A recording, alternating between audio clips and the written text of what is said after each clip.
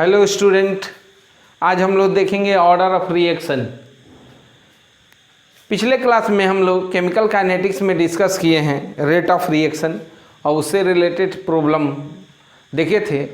आज हम लोग देखेंगे ऑर्डर ऑफ रिएक्शन। देखिए एक्चुअल में ऑर्डर ऑफ रिएक्शन क्या होता है, थोड़ा सा हम लोग देख लेते हैं कि अगर कोई केमिकल रिएक्शन हो रहा है तो उसमें कौन कौन फैक्टर केमिकल रिएक्शन के रेट को अफेक्ट करता है। आगे चल के हम लोग इसको डिटेल में डिस्कस करेंगे इसको डिटेल में डिस्कस। लेकिन देखिए जो भी रिएक्टिंग स्पेसीज होते हैं उसका कंसंट्रेशन रिएक्शन का जो रेट होता है उसके अफेक्ट करता है, साथ ही साथ टेम्परेचर भी रिएक्शन का रेट को अफेक्ट करता है। ऐसे ही बहुत सारे फैक्टर हैं जो रिएक्शन केमिकल रिएक्शन को रेट को अफेक्ट करता है। आगे चल के हम लोग इसको डिस्कस करेंगे, लेकिन आज हम लोगों को देखना है ऑर्डर ऑफ रिएक्शन। देखिए ऑर्डर ऑफ रिएक्शन क्या होता है, इसको देखने के लिए इसको देखने पहले थोड़ा सा हम लोग देख लेते हैं। कोई भी अगर केमिकल रिएक्शन है तो उसका रेट कैसे लिखेंगे। देखिए अगर देखा जाए according to law of mass action तो उसके अकॉर्डिंग रेट क्या होता है, फिर आगे हम लोग देखेंगे रेट लॉ के अकॉर्डिंग रेट। तो सबसे पहले मान लीजिए कोई एक केमिकल रिएक्शन दिया है, हाइपोथेटिकल केमिकल रिएक्शन ले रहे हैं, एक प्रोडक्ट बन रहा है। तो according to law of mass action, law of mass action, लोमा भी बोलते हैं शॉर्ट में। According to law of mass action rate क्या होगा, rate of reaction equal to rate of reaction equal to ये हो जाएगा के, इसको रेट कांस्टेंट बोलते हैं, A to power A and B to power B हो जाएगा। देखिए स्मॉल ए और स्मॉल बी स्टाइकोमेट्रिक कोफिशिएंट है और कैपिटल ए और कैपिटल बी रिएक्टेंट है। तो rate of reaction according to law of mass action rate of reaction equal to होगा K into A to power small A and B to power small B. यहाँ जो capital A और capital B reactant है और ए और B stoichiometric coefficient है। ये जो है stoichiometric coefficient with respect to A and B is the stoichiometric coefficient with respect to B. तो ये जो ये रेट ऑफ रिएक्शन लिखा गया है according to law of mass action, क्या है लॉ ऑफ मास एक्शन, इसको देखिए इसके according to law of mass action at a constant temperature the rate of reaction is the product of the concentration of reactant raise to the power of it stoichiometric coefficient respective stoichiometric coefficient. इसके directly proportional होता है, साथ ही साथ एक हम लोग constant ले लेते हैं। देखिए rate of reaction at a constant temperature is directly proportional to the product of the concentration of reactant raise to the power of respective stoichiometric coefficient. इसके डायरेक्टली प्रोपोर्शनल होता है। और फिर हम लोग इक्वल टू करते हैं तो कांस्टेंट ले लेते हैं, जिसको हम लोग कहते हैं रेट कांस्टेंट। वेलोसिटी भी कांस्टेंट कहते हैं, स्पेसिफिक रेट कांस्टेंट कहते हैं हम लोग। यानी के यहाँ क्या है, के आपका रेट कांस्टेंट और स्पीड कांस्टेंट या वेलोसिटी कांस्टेंट।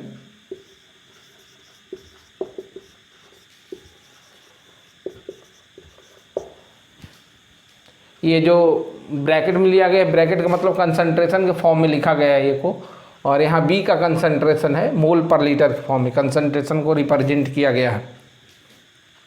तो ये जो रिप्रेजेंटेशन है रेट ऑफ रिएक्शन लिखने का तरीका है according to law of mass action.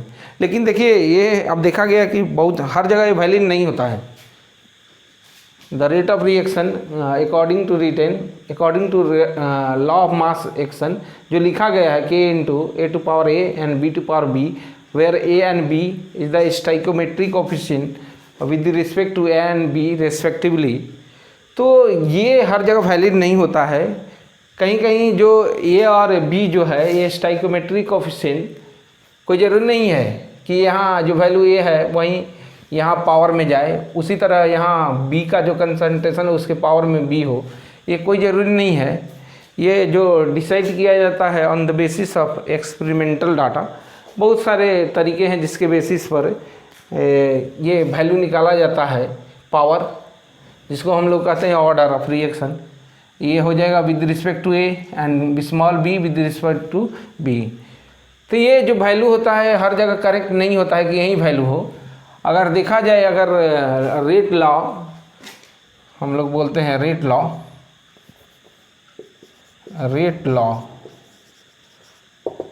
कि अकॉर्डिंग अगर रेट लिखा जाए इसी रिएक्शन का, तब रेट लिखने का क्या तरीका है? Rate of reaction equal to हो जाए, rate of reaction equal to होगा कि रेट कांस्टेंट और A to power alpha and B to power beta.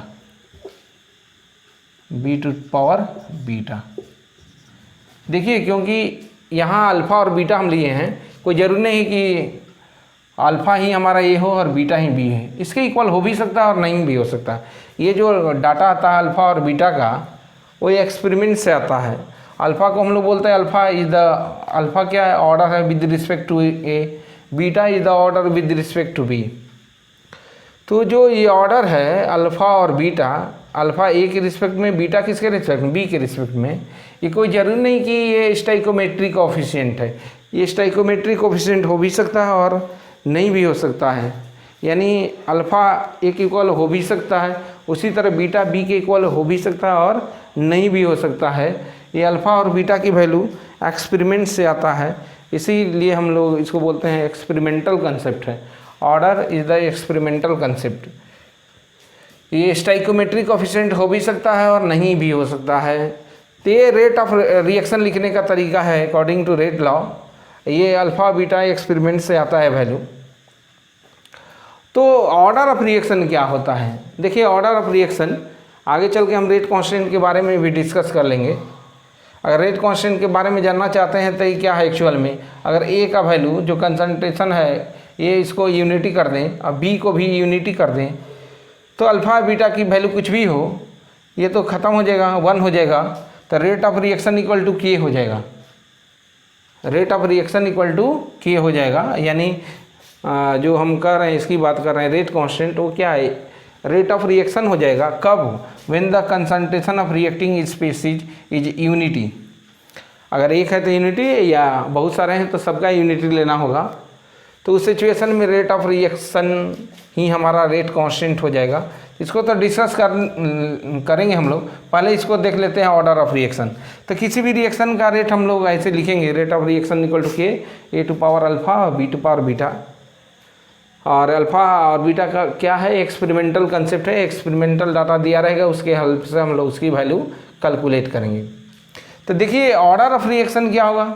तो कोई भी रेट ऑफ रिएक्शन दिया रहेगा, रेट एक्सप्रेशन गिवन रहेगा आपको, तो उसमें जितने रिएक्टिंग स्पेसीज हैं, यानी जितने रिएक्टिंग स्पेसीज हैं, यानी कंसंट्रेशन का टर्म है, उसके पावर को अगर ऐड कर देंगे तो हो जाएगा order of reaction.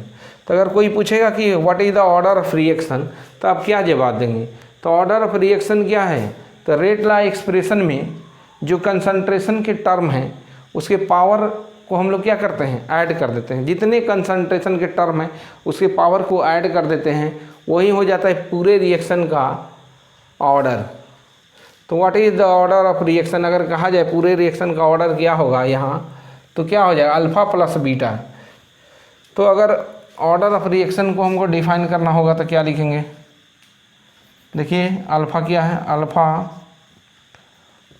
Alpha is the order with respect to A, और बीटा क्या है? Beta is the order with respect to B। तो ऑर्डर ऑफ पूरे रिएक्शन का ऑर्डर क्या होगा? अल्फा, दोनों का सम कर देंगे, अल्फा प्लस बीटा। ये क्या है? Overall order of reaction, overall order of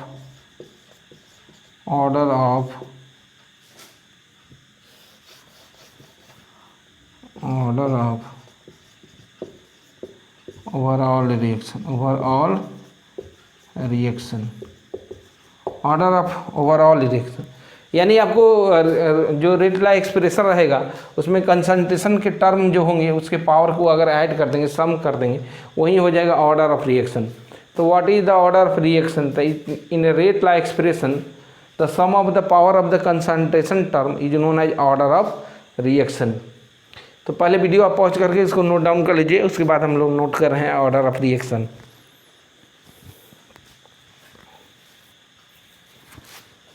चलिए इसको देखते हैं हम लोग।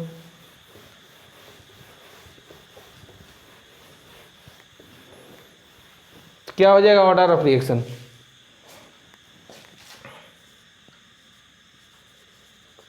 Order of reaction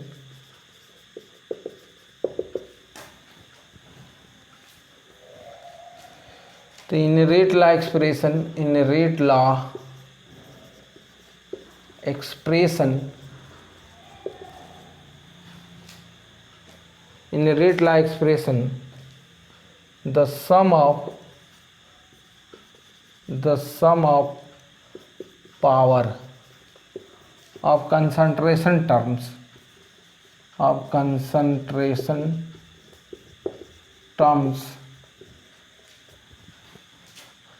the sum of power of concentration term is known as order of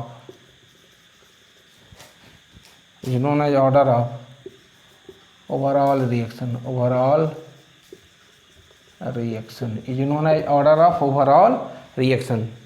तो देखिए एक रिएक्शन था, क्या था, ए प्लस बी, ये प्रोडक्ट बन रहा था। तो यहाँ इस रिएक्शन का ऑर्डर क्या हो गया? तो इस रिएक्शन का देखिए रेट लिखा गया, रेट ऑफ रिएक्शन के A to power alpha B to power beta. ये क्या है? A is the order with respect to A and B is the order with respect to B.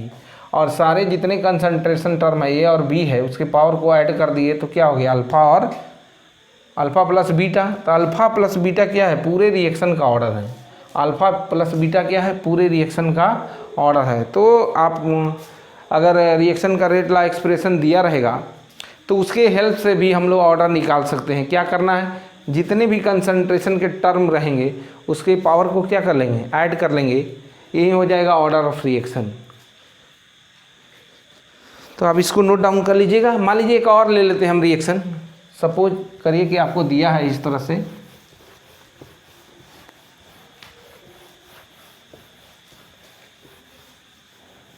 एक रिएक्शन है, मान लीजिए ये हाइपोथेटिकल रिएक्शन है, यहाँ प्रोडक्ट लिखा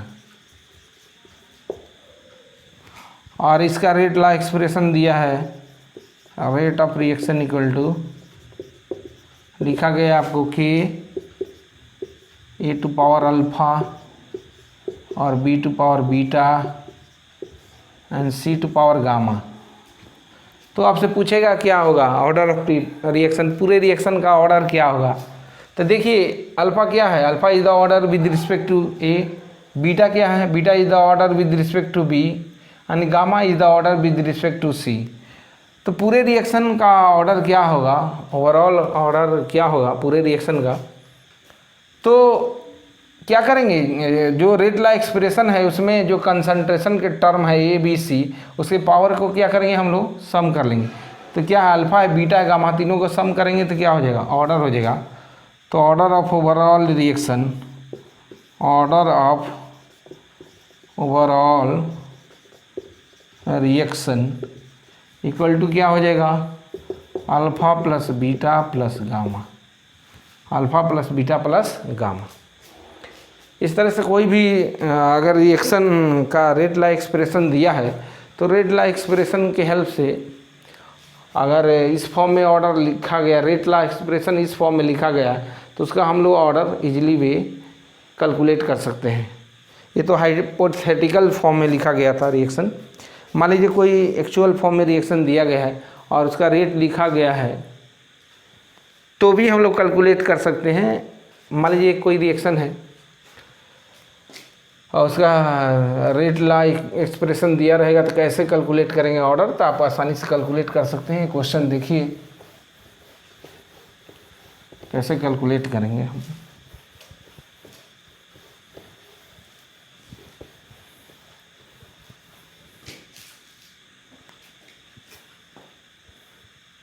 मान लीजिए 2A प्लस B, यहाँ प्रोडक्ट लिखा हुआ है और रेट ऑफ रिएक्शन गिवन है। Rate of reaction equal to लिखा हुआ है क्वेश्चन में KA to power and B to power ऐसे हाफ। तो ऑर्डर ऑफ रिएक्शन क्या होगा? तो ऑर्डर ऑफ रिएक्शन क्या होगा बताइए? एक प्रॉब्लम दिया हुआ है आपको, तो ऑर्डर ऑफ रिएक्शन आसानी से हम लोग निकालेंगे। Order of reaction equal to हो जाएगा, पावर को ऐड करेंगे, यहाँ पावर 1 है, यहाँ पावर क्या है हाफ है, तो 1 प्लस हाफ, ये कितना हो जाएगा 3/2 हो जाएगा, 1.5 हो जाएगा ऑर्डर। तो इस तरह से हम लोग कोई भी किसी भी रिएक्शन का अगर रेट ला एक्सप्रेशन दिया है तो उसके हेल्प से हम लोग ऑर्डर निकाल सकते हैं। साथ ही साथ जो भी टर्म होगा कंसंट्रेशन का टर्म, उसके रिस्पेक्ट भी ऑर्डर निकाल सकते हैं। अगर आपसे पूछा जाए कि ए के रिस्पेक्ट में ऑर्डर क्या है तो 1 है, बी के रिस्पेक्ट में ऑर्डर क्या है तो हाफ है, तो किसी भी कंसंट्रेशन टर्म के रिस्पेक्ट में भी ऑर्डर हम लोग निकाल सकते हैं। साथ ही साथ पूरे रिएक्शन का ऑर्डर भी निकाल सकते हैं। तो इस तरह से ऑर्डर ऑफ रिएक्शन हो गया। ऑर्डर ऑफ रिएक्शन का वैल्यू एक तो इंटीजर होता है, पॉजिटिव निगेटिव दोनों होगा इंटीजर में, साथ ही साथ फ्रैक्शन भी होता है, साथ ही साथ ऑर्डर 0 भी होता है। किसी भी रिएक्शन स्पेसिस के रिस्पेक्ट में ऑर्डर 0 भी हो सकता है। तो ऑर्डर आपका पॉजिटिव भी होगा, निगेटिव भी होगा, फ्रैक्शन भी होगा और साथ ही साथ क्या होगा 0 भी होगा। तो ये चीज़ ध्यान देना है कि ऑर्डर क्या होगा किसी भी रिएक्शन का। अगर रेट ला एक्सप्रेशन दिया है उसके हेल्प से तो ऑर्डर निकाल ही सकते हैं। तो ऑर्डर फ्रैक्शन भी हो सकता है, ऑर्डर निगेटिव भी हो सकता है, पॉजिटिव भी हो सकता है और 0 भी हो सकता है। लेकिन जनरली देखा गया है कि अगर ओवरऑल ऑर्डर देखेंगे तो फ्रैक्शन हो सकता है, पॉजिटिव हो सकता है, लेकिन निगेटिव बहुत कम होता है ऑर्डर। हाँ, किसी इंडिविजुअल के रिस्पेक्ट में देखेंगे तो हो सकता है निगेटिव, लेकिन ओवरऑल रिएक्शन का जो ऑर्डर होता है वो जनरली पॉजिटिव होता है और फ्रैक्शन होता है, निगेटिव रेयर होता है। इस तरह से ये ऑर्डर निकल गया। देखिए अगर किसी रिएक्शन का ये जो रेट कांस्टेंट है उसको अगर डिफाइन करना है तो इसको भी हम लोग डिफाइन कर सकते हैं। रिएक्शन के रेट कांस्टेंट को, इसको रेट कांस्टेंट भी बोलते हैं और वेलोसिटी कांस्टेंट भी बोलते हैं। तो अगर ऑर्डर मालूम है तो इसका यूनिट भी फाइंड कर सकते हैं हम लोग। तो थोड़ा सा देख लेते हैं रेट कांस्टेंट के बारे में हम लोग इसको।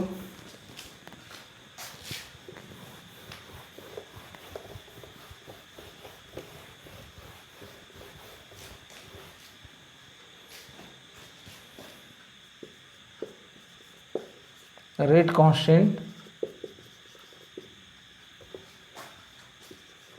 और वेलोसिटी कांस्टेंट।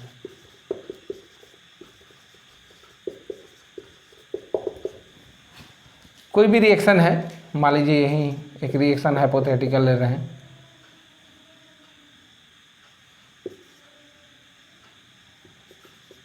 यहाँ प्रोडक्ट है, रेट ऑफ रिएक्शन गिवन है। रेट ऑफ रिएक्शन क्या गिवन है? K A to power A and B to power B. अगर आपसे कहा जाए कि आप डिफाइन करिए रेट कांस्टेंट क्या, what is the rate constant, तो कैसे हम लोग रेट कांस्टेंट या वेलोसिटी कांस्टेंट या स्पीड कांस्टेंट कहते हैं, तो इसको कैसे डिफाइन करेंगे? देखिए अगर इसको 1 एज्यूम कर लें, if concentration of A equal to 1 mole per liter, 1 molar, and concentration of B is also 1 molar। Molar capital M का मतलब मोल पर लीटर। तो देखिए ये भी 1 हो जाए, ये भी 1 हो जाए, तो rate of reaction equal to क्या हो जाएगा? Rate of reaction equal to क्या हो जाएगा? के हो जाएगा। यानी रेट ऑफ रिएक्शन क्या है हो जाएगा हमारा rate constant.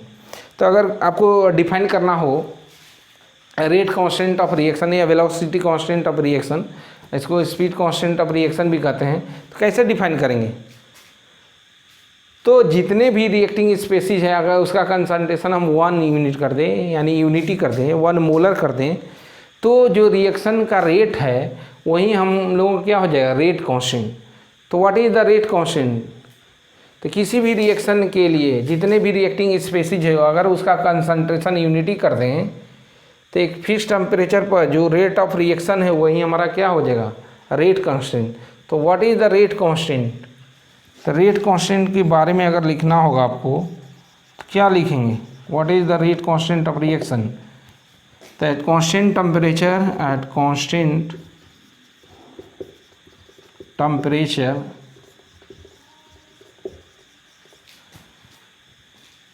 when the concentration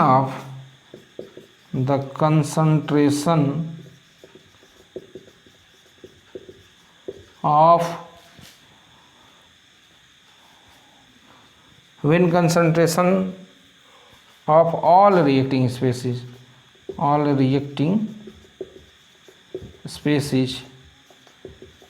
मिली क्या है जो रेट ऑफ रिएक्शन में जो स्पेसीज का कंसंट्रेशन प्रेजेंट है उसी की बात कर रहे हैं ऑल रिएक्टिंग स्पेसीज। अगर ये बहुत सारा है तो आर कर देंगे are unity. At constant temperature when the concentration of all reacting species are unity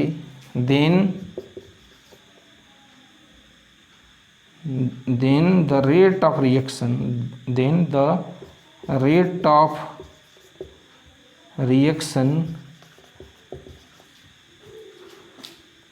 is known as rate constant।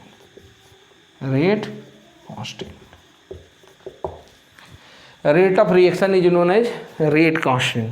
देखिए कोई भी रिएक्शन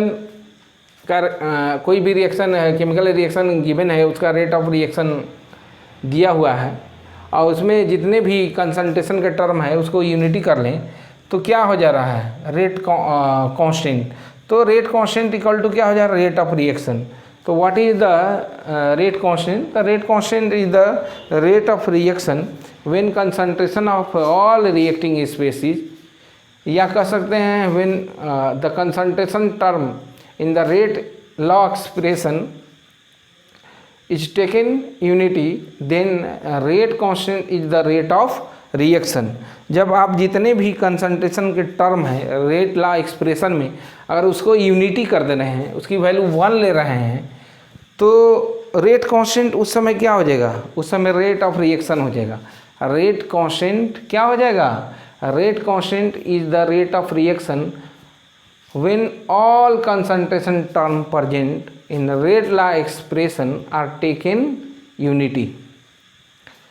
इस सिचुएशन में रेट ऑफ रिएक्शन ही हो जाएगा हम लोगों का रेट कांस्टेंट। तो वीडियो पॉज करके इसको नोट डाउन कर लीजिए आप लोग।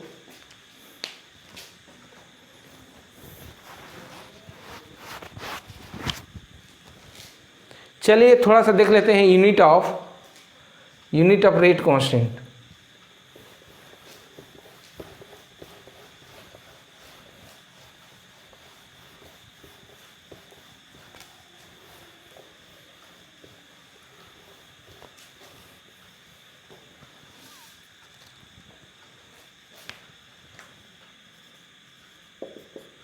यूनिट ऑफ रेट कांस्टेंट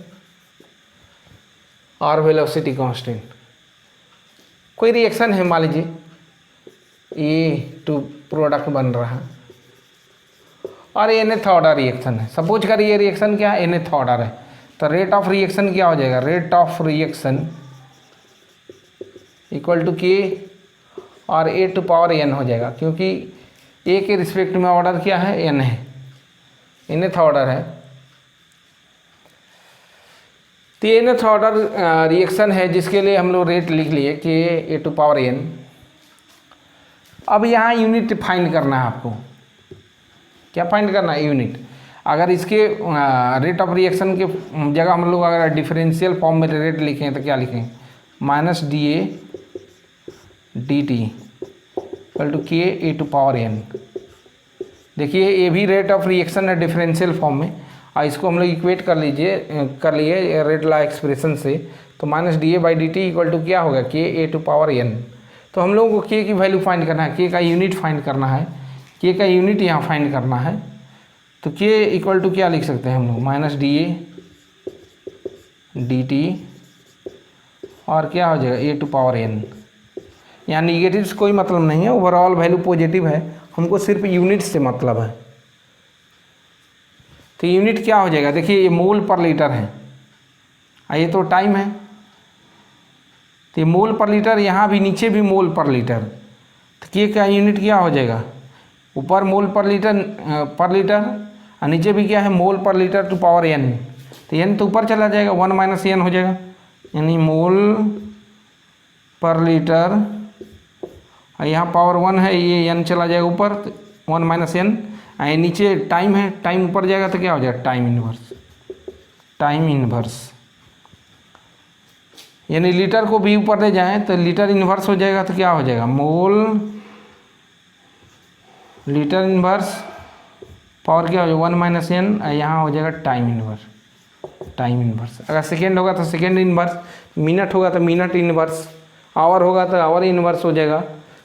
तो अगर देखा जाए तो के का यूनिट क्या होगा, पूरा के का यूनिट हो जाएगा मोल पावर 1 माइनस एन, और लीटर माइनस है तो लीटर एन माइनस 1 और टाइम इन्वर्स।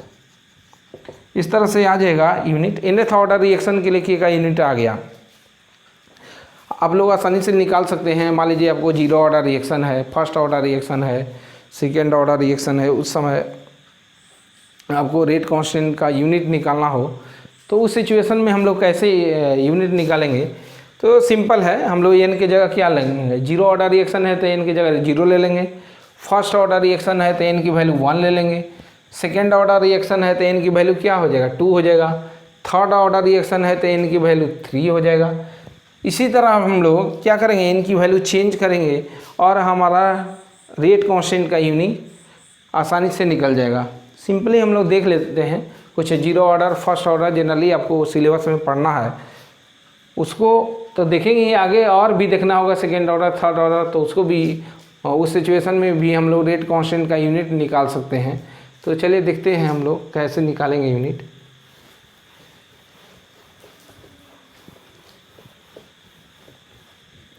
अगर 0 ऑर्डर रिएक्शन है तो एन की वैल्यू क्या होगा, 0 होगा। तो unit of rate constant, unit of rate constant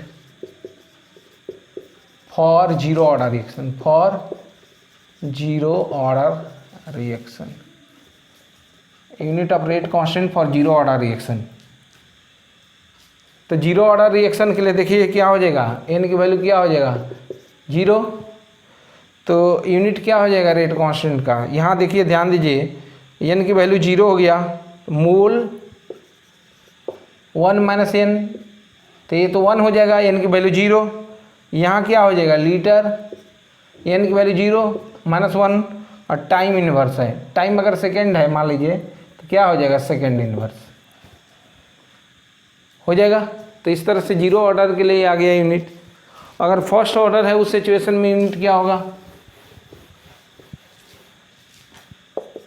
for first order reaction, for first order reaction क्या होगा, के का वैल्यू देखिए, यहाँ ध्यान दीजिए, एन की जगह 1 हो जाएगा तो मोल 1 माइनस 1, ये तो 0 हो जाएगा तो ख़त्म हो जाएगा मोल, साथ ही साथ लीटर 1 माइनस 1 ये भी 0 हो जाएगा, सिर्फ बचेगा टाइम। अगर टाइम सेकेंड है तो क्या हो जाएगा, सेकेंड इन्वर्स, मिनट है तो मिनट इन्वर्स, मान लीजिए मिनट है तो मिनट इन्वर्स हो जाएगा, आवर है तो आवर इन्वर्स हो जाएगा।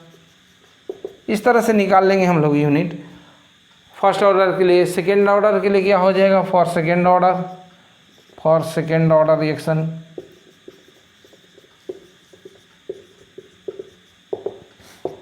एन इक्वल टू क्या हो जाएगा, 2 हो जाएगा। के का यूनिट क्या हो जाएगा, के का यूनिट देखिए, एन की जगह 2 तो 1 माइनस 2 हो जाएगा, माइनस 1, यानी मोल माइनस 1, यहाँ क्या हो जाएगा 2 माइनस 1, यानी वैल्यू आएगा 1 लीटर, ये हो जाएगा। अगर सेकेंड है तो सेकेंड इन्वर्स।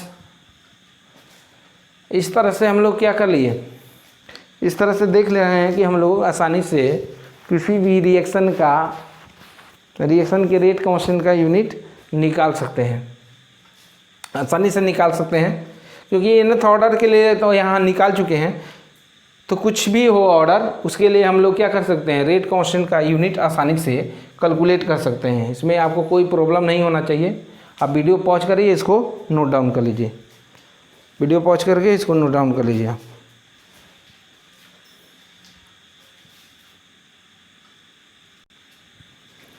इस तरह से आप इसको नोट कर लिए होंगे। चलिए हम लोग कुछ छोटे छोटे क्वेश्चन देख ले रहे हैं ऑर्डर ऑफ रिएक्शन से। आपको ऑर्डर ऑफ रिएक्शन हम बता चुके हैं, यूनिट भी आप जान चुके हैं, और इससे रिलेटेड कुछ प्रॉब्लम आएगा तो हम लोग करेंगे यूनिट से। और क्योंकि यूनिट के हेल्प से हम लोग क्या निकाल सकते हैं, ऑर्डर ऑफ रिएक्शन भी फाइंड कर सकते हैं। अगर किसी रिएक्शन का यूनिट रेट कांस्टेंट का यूनिट पता है तो उसका हम लोग ऑर्डर निकाल सकते हैं, उस रिएक्शन का ऑर्डर क्या होगा यूनिट की हेल्प से फाइंड कर सकते हैं।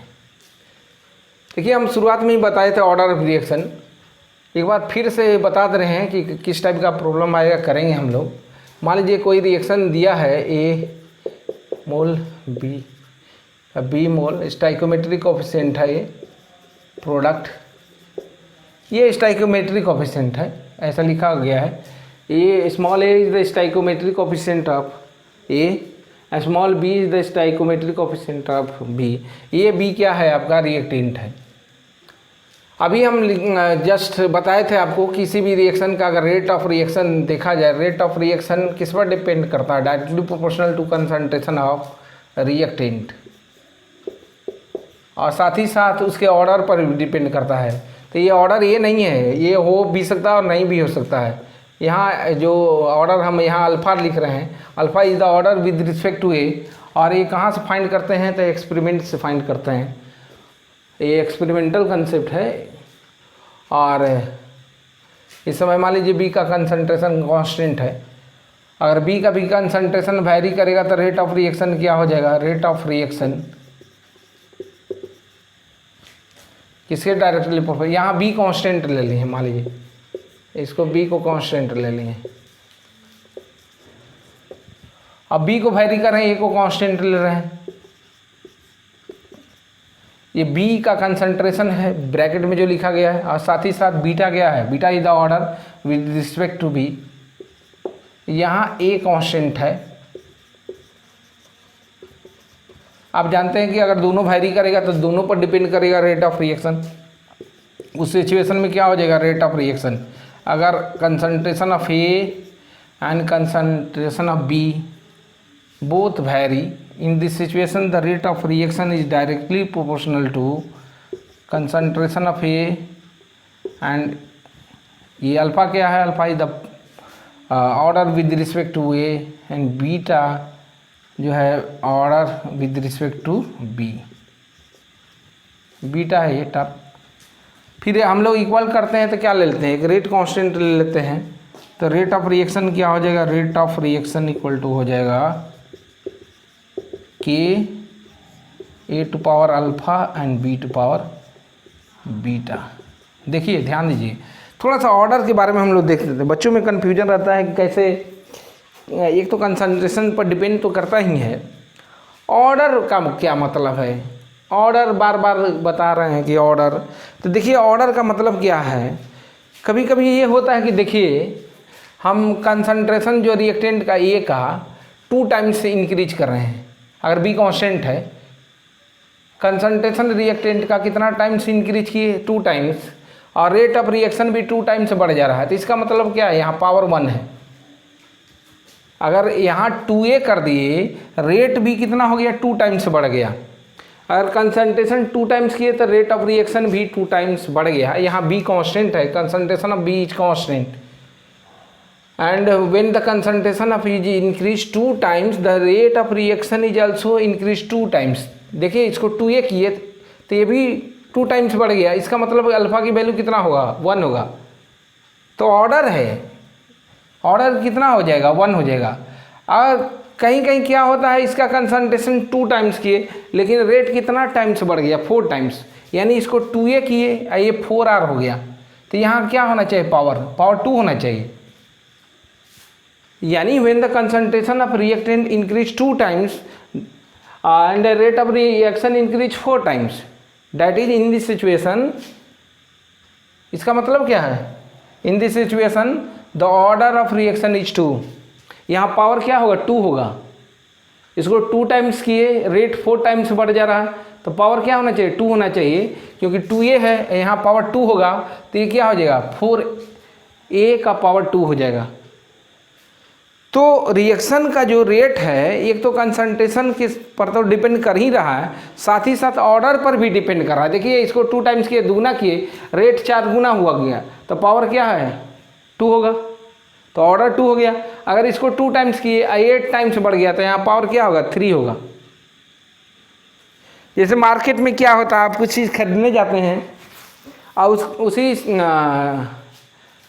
वस्तु का, उसी मटेरियल का मान लीजिए कि प्राइस बहुत गिर जाता है, उस सिचुएशन में क्या होता है, आप उसको बहुत ज़्यादा खरीद लेते हैं, परचेज करते हैं, यानी दाम गिरने के साथ साथ क्या हो जा रहा है, आप ज़्यादा खरीदारी कर रहे हैं, तो जो हम बढ़ा देते हैं अपनी खरीदारी को, वही हमारा ऑर्डर है। इसी तरह यहाँ है कि अगर किसी रिएक्टेंट का कंसंट्रेशन जितना टाइम्स बढ़ाया जा रहा है, रेट हो सकता है उससे अधिक बढ़ जाए, जितना टाइम्स बढ़ाए उससे अधिक बढ़ जाए, तो इसका मतलब क्या है, उसके कंसंट्रेशन पर डिपेंड कर ही रहा है, साथ ही साथ उसके ऑर्डर पर भी डिपेंड कर रहा है। तो इस ढंग से आप सिंपली इस तरह से समझ सकते हैं। तो बहुत सारे क्वेश्चन में आएगा कि डिफरेंट जो रिएक्टिंग स्पीशीज है उसके कंसंट्रेशन को चेंज कर दिया जाता है, और जो रेट होता है कितना टाइम्स वेरी करेगा, तो उस किस पे डिपेंड करेगा, कंसंट्रेशन के साथ साथ उसके ऑर्डर पर भी डिपेंड करता है। तो ये चीज़ें आपको ध्यान देना है। ये क्वेश्चन कर रहे हैं, 1-2 क्वेश्चन कर ले रहे हैं सिंपल, उसके हेल्प से आप आसानी से समझ सकते हैं।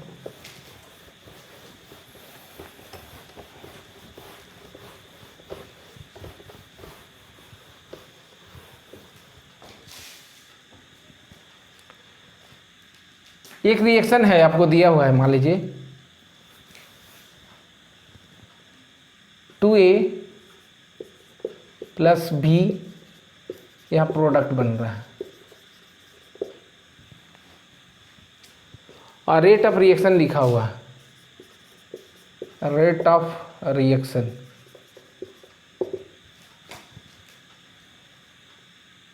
K⁴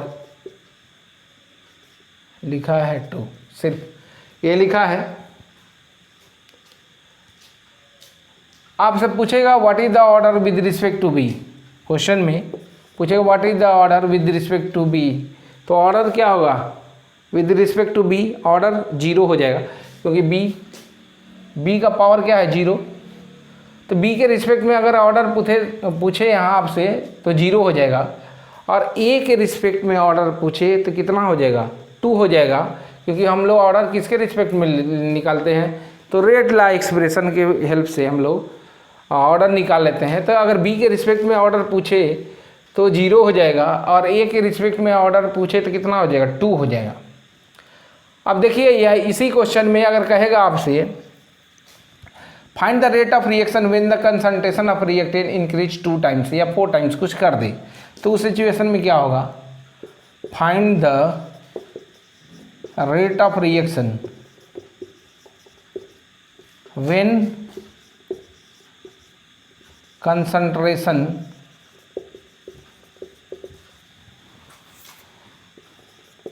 of A is increased 2 times and concentration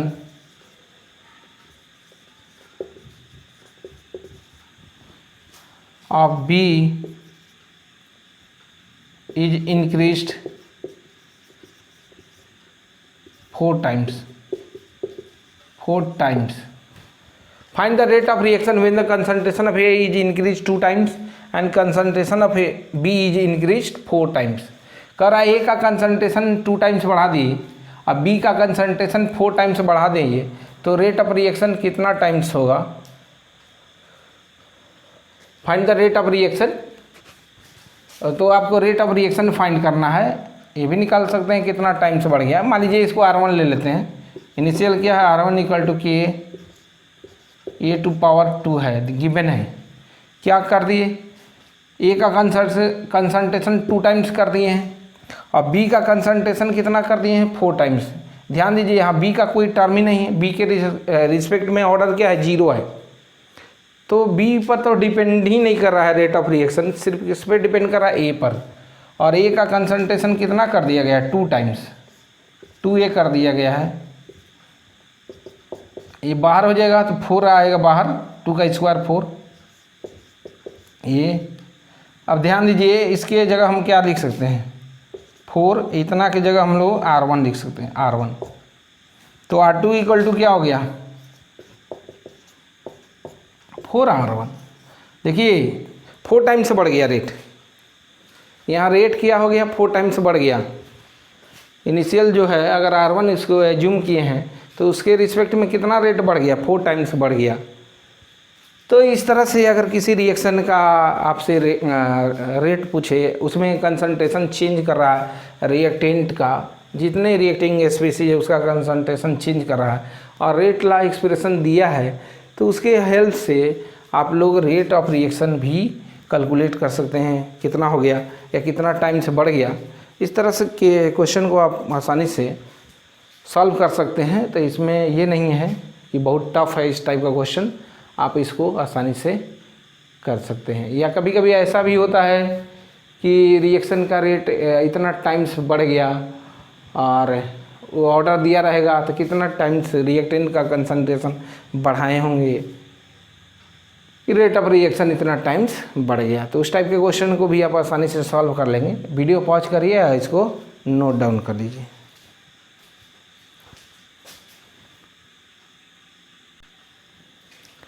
देखिए यहाँ कुछ रिएक्शन दिया गया है, साथ ही साथ इसका रेट लॉ एक्सप्रेशन भी दिया गया है। पिछले क्वेश्चन में हम लोग देख रहे थे कि अगर कोई रिएक्शन जैसे दिया गया इस फॉर्म में, मान लीजिए 2A + B यहाँ प्रोडक्ट है और इसका रेट ऑफ रिएक्शन दिया है, रेट ऑफ रिएक्शन के A⁴ मान लीजिए 2 है और B है। तो यहाँ हम लोग अगर इस फॉर्म में है तो ऑर्डर निकाल लेते हैं। पावर क्या करते हैं, जितने कंसंट्रेशन के टर्म है उसके पावर को ऐड कर लेते हैं, ऑर्डर निकल जाता है। अगर इस रिएक्शन का आपसे पूछे ऑर्डर कितना होगा तो आप कितने, ए के कंसंट्रेशन का पावर क्या है 2 है, बी का कंसंट्रेशन का पावर 1 है, तो दोनों को ऐड करेंगे 2 + 1 3 हो जाएगा। तो ऑर्डर ऑफ रिएक्शन कितना हो जाएगा, ऑर्डर ऑफ रिएक्शन हो जाएगा 3 हो जाएगा। अब इस तरह से हम लोग इस तरह का अगर रेट लॉ एक्सप्रेशन दिया है तो हम लोग ऑर्डर आसानी से निकाल पाते हैं। लेकिन अगर इस टाइप का अगर रेट लॉ एक्सप्रेशन दिया है तो उस सिचुएशन में हम लोग ऑर्डर नहीं निकाल पाएंगे। देखिए क्योंकि यहाँ मान लीजिए पावर जोड़ते 2 होता है लेकिन यहाँ फिर माइनस आ गया, तो इस टाइप का अगर रेट लॉ एक्सप्रेशन दिया रहेगा उस सिचुएशन में हम लोग ऑर्डर नहीं निकाल पाएंगे। यानी इस टाइप का अगर रेट लॉ एक्सप्रेशन दिया रहेगा इस सिचुएशन में क्या है, मीनिंगलेस है, ऑर्डर क्या है मीनिंगलेस है। तो ध्यान दीजिएगा इस टाइप का अगर रेट लॉ एक्सप्रेशन दिया रहेगा उस सिचुएशन में रेट लॉ ऑर्डर क्या है, किसी भी रिएक्शन का ऑर्डर इस सिचुएशन में मीनिंगलेस है। और अगर इस टाइप से दिया रहेगा तो हम लोग तो आसानी से कैलकुलेट कर लेंगे, लेकिन इस टाइप से दिया रहेगा तो हम लोग उसका ऑर्डर नहीं बता पाएंगे। तो इसको भी आप लोग नोट डाउन कर लीजिए।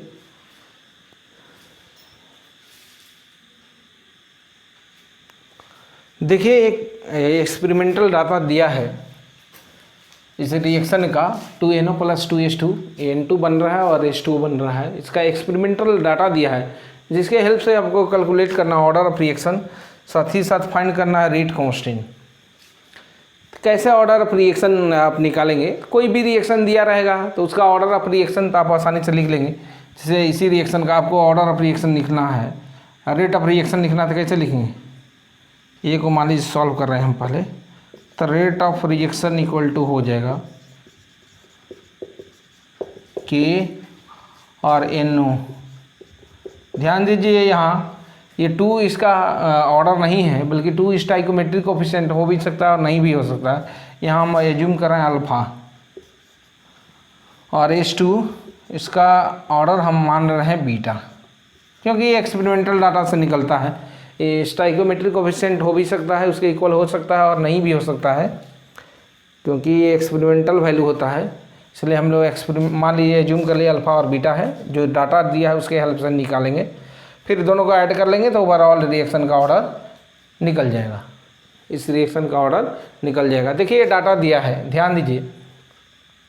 सबसे पहले तो हम लोग ऐसा डाटा सेलेक्ट करते हैं, कोई भी एक्सपेरिमेंट, जैसे 1 2 3 एक्सपेरिमेंटल डाटा है, जिसमें क्या है ध्यान देंगे तो इनों का इसमें क्या है, एक्सपेरिमेंट 2 और 3 में वैल्यू कांस्टेंट है, और H2 का कहाँ कांस्टेंट है, एक्सपेरिमेंट 1 और 2 में कांस्टेंट है। अगर एक्सपेरिमेंट 1 और 2 का डाटा उठा लें तो ये तो H2 का कंसंट्रेशन कांस्टेंट होगा, और जब दोनों इक्वेशन को डिवाइड करेंगे तो एक कट जाएगा तो इसके रिस्पेक्ट में ऑर्डर निकल जाएगा, एनओ के रिस्पेक्ट में ऑर्डर निकल जाएगा।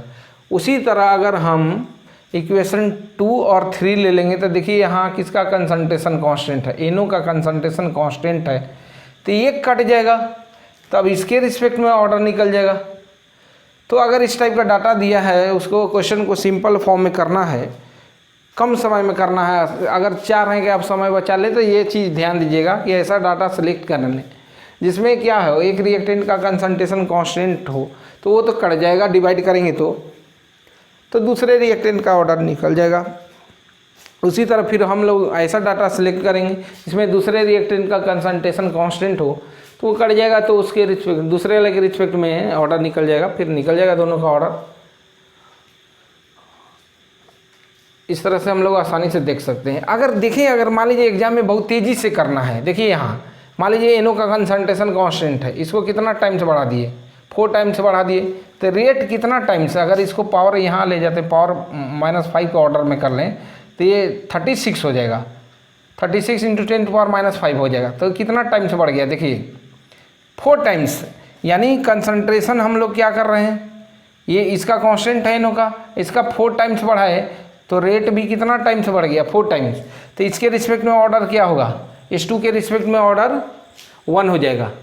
उसी तरह अगर हम देखें कि ये NO के रिस्पेक्ट में ऑर्डर क्या होगा, तो एक्सपेरिमेंट देखिए 1 और 2 से H2 का था कांस्टेंट है, और इसका कितना किया 3 टाइम्स, तो रेट भी कितना टाइम्स बढ़ गया, 3 टाइम्स।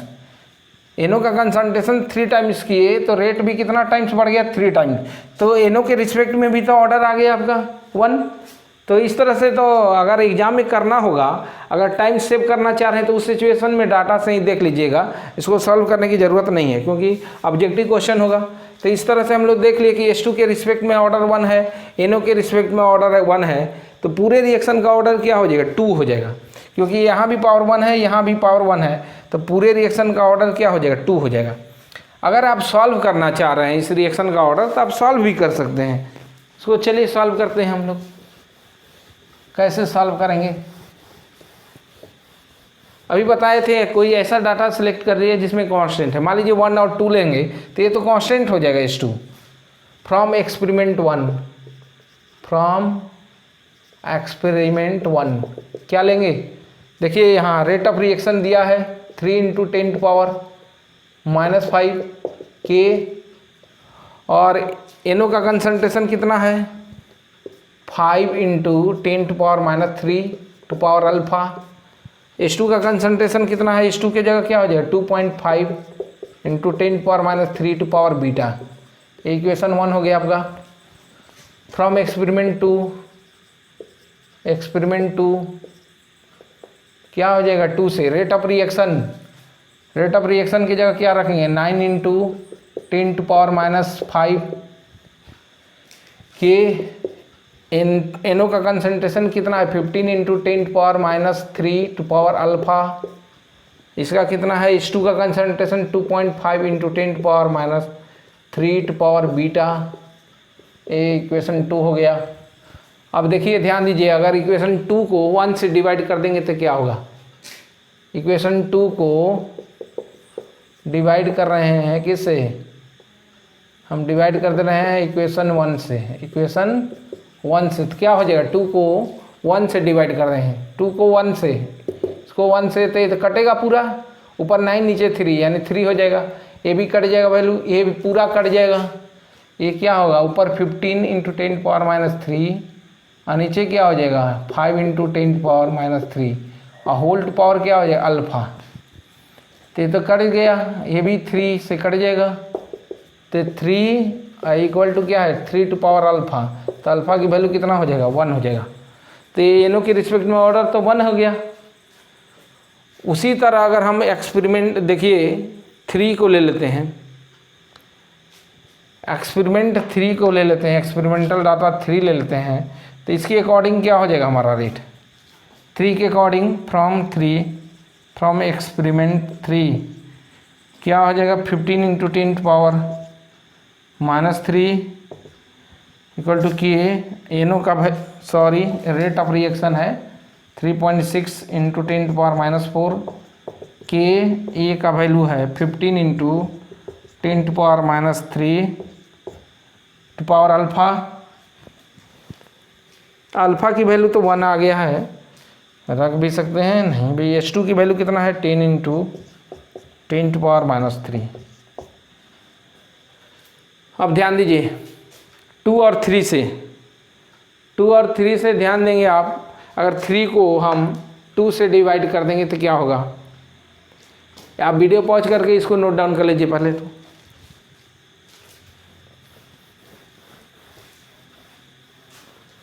ये हमारा एक्सपेरिमेंट 2 है और ये एक्सपेरिमेंट 3 है। 3 को हम 2 से डिवाइड कर देते हैं, 3 को 2 से 3.6 × 10⁻⁴। नीचे क्या है 9 × 10⁻⁵। और ये क्या है, ये तो डाटा कटेगा आपका, ये पूरा वैल्यू कट जाएगा। ऊपर में क्या हो जाएगा 2.5 × 10⁻³ और नीचे क्या हो जाएगा 1 मिनट 3 में डिवाइड कर रहे हैं ना 3 में, हाँ ये 3 है एक्सपेरिमेंट 3 में 2 से डिवाइड कर रहे हैं। तो यहाँ हो जाएगा 10 × 10⁻³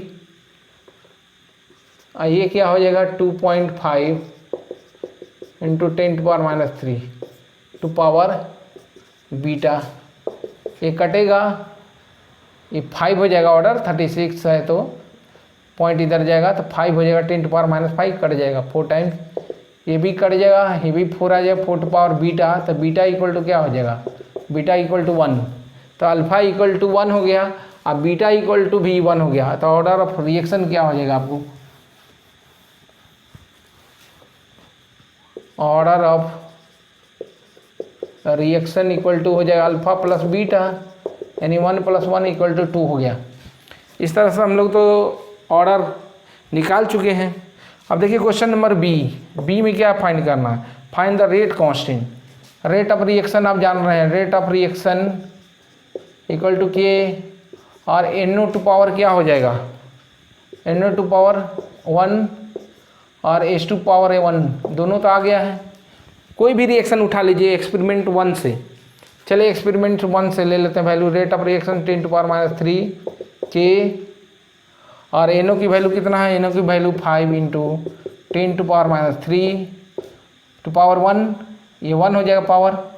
और H2 का वैल्यू कितना है 2.5 × 10⁻³ ये भी पावर 1 हो जाएगा, 1 तो हटाएंगे तो ये की वैल्यू निकल जाएगा, के का वैल्यू निकल जाएगा। इसको हटाते हैं हम डाटा को।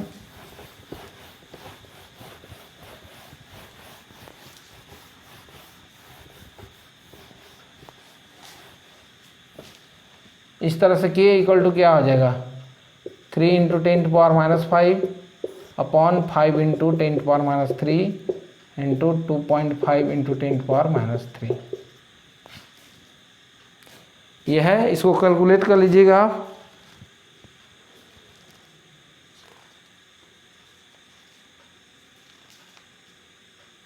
के का वैल्यू आ रहा है 2.4, सी वैल्यू आ रहा है 2.4। इस तरह से हम लोग देख रहे हैं क्या हो गया, रेट कांस्टेंट का वैल्यू भी निकल गया। तो आप कुछ क्वेश्चन करेंगे एनसीईआरटी के भी प्रॉब्लम इस टाइप के होंगे, तो उस टाइप के क्वेश्चन आप सॉल्व कर लेंगे। लास्ट में हम कुछ क्वेश्चन कराएंगे इस टाइप के ऑर्डर ऑफ रिएक्शन के और भी क्वेश्चन। तो एनसीईआरटी के जितने क्वेश्चन होगा पहले आप उसको कर लीजिएगा, और जो कंपटीशन बेस्ड क्वेश्चन होगा उसको हम सॉल्व कराएंगे और क्वेश्चन। तो वीडियो पॉज करिए और इसको नोट डाउन कर लीजिए, नोट डाउन कर लीजिए। नेक्स्ट क्लास में हम लोग देखेंगे molecularity of the reaction, molecularity of reaction discuss करेंगे नेक्स्ट क्लास में, नेक्स्ट वीडियो लेक्चर में। आज यही वीडियो क्लोज कर रहे हैं। Thank you.